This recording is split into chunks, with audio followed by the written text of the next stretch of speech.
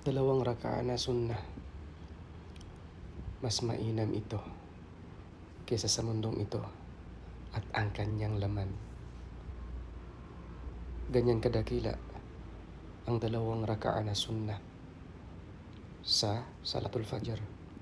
Before itayo ang obligadong sala ng Salatul Fajr, may dalawang sunnah dyan. Pagkatapos ng adhan, magsala ka ng dalawang sunnah.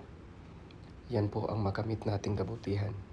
Mas mainam sa dunyang ito at sa laman nito. Ito po ang hadith ni Propeta Muhammad sallallahu alaihi wasallam. Ang hadith na ito ay authentic hadith, rawahu Muslim, at isinalaysay ito ng isang Ummul Mu'minin na asawa ni Propeta Muhammad sallallahu alaihi wasallam na si Aisha radhiyallahu anha wa ardaha, na anak ni Abu Bakar As-Siddiq radhiyallahu anhu wa ardahu. Qala Rasulullah sallallahu alaihi wasallam, raka'atal fajr khairum minad dunya wa ma fiha.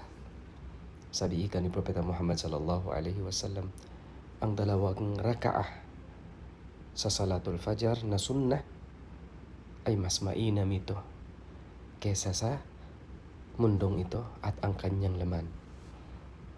Ganyan kadakila ng gantimpala na sunnah sa Salatul Fajr. What more na ang Salatul Fajr? What more na ang apat pa na salah? Ang Zuhur, ang Asar, ang Maghrib, ang Isha. What more na kung naitayo mo yun? Lillahi subhanahu wa ta'ala. Gaano ito kadakila na gantimpala ipagkaloob sa atin ng Allah subhanahu wa ta'ala. Kaya kapatid, i-grab po natin anumang mga kadakilaan ng gantimpala ng bawat ipinag-uutos sa atin ng Allah subhanahu wa ta'ala at ng kanyang Propeta Muhammad sallallahu alaihi wasallam. I-grab po natin upang nang sa ganun ay maka-invest tayo ng malaking investment doon sa kabilang buhay. Insyaallah.